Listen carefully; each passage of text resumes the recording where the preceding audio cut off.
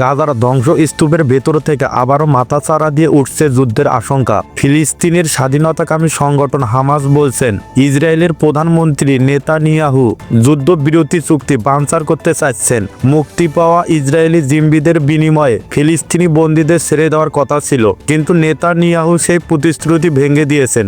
যুদ্ধবিরতি চুক্তির প্রথম পর্যায় শেষ হলেও দ্বিতীয় পর্যায়ের আলোচনায় কোনো অগ্রগতি নেই বলে অভিযোগ করেছেন হামাস। সংগঠনটি বলছে, চুক্তির শর্ত মেনে তারা ইসরায়েলি বন্দীদের মুক্তি দিয়েছে, কিন্তু ইসরায়েল এখন প্রতিশ্রুতি ভঙ্গ করেছে। এই চুক্তির শর্ত অনুযায়ী ইসরায়েলি জিম্মিদের বিনিময়ে ফিলিস্তিনি বন্দীদের মুক্তি দেওয়ার কথা ছিল, কিন্তু বাস্তবে ঘটেছে উল্টো। হামাস আরও অভিযোগ করেছেন যে চুক্তির অংশ হিসাবে গাজায় মানবিক সহায়তা প্রবেশের যে প্রতিশ্রুতি দেওয়া হয়েছিল তার বেশিরভাগই বাস্তবায়ন করা হয়নি। হামাসের রাজনৈতিক ব্যুরোর সিনিয়র সদস্য বাসেম নাইম মনে করেন, নেতানিয়াহু ইচ্ছাকৃতভাবে চুক্তিকে ভেঙে দিতে চাইছেন। তিনি আল জাজিরাকে দেওয়া এক সাক্ষাৎকারে বলেন, ইসরায়েল সরকারের ডানপন্থী অংশ যুদ্ধ চালিয়ে যাওয়ার জন্য চুক্তি বানচাল করতে চাইছে। তাদের মূল উদ্দেশ্য গাজায় সামরিক অভিযান দীর্ঘায়িত করা।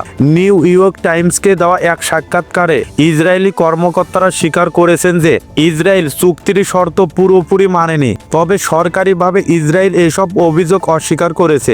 যুদ্ধবিরতির শর্ত অনুযায়ী ইসরায়েলকে 60,000 ভ্রাম্যমাণ ঘর এবং 2 লাখ তাঁবু গাজায় প্রবেশের অনুমতি দিতে হবে, কিন্তু বাস্তবে এখনো এর কিছুই কার্যকর হয়নি। বরং নেতানিয়াহুর প্রশাসন জানিয়ে দিয়েছে যে যতক্ষণ না হামাস আরও জিম্মিদের মুক্তি দিচ্ছে ততক্ষণ ফিলিস্তিনি বন্দীদের মুক্তি দেওয়া হবে না। শনিবার হামাস আরও 6 জন ইসরায়েলি জিম্মিকে মুক্তি দিয়েছে।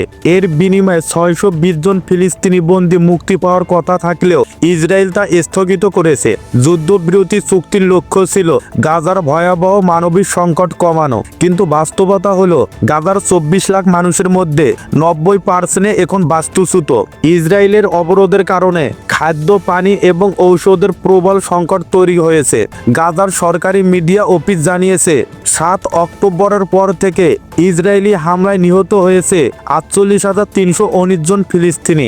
ধ্বংসস্তূপের নিচে আটকে পড়ে থাকা আরও 13,000-এরও বেশি মানুষের এখনও কোনো খোঁজ মেলেনি।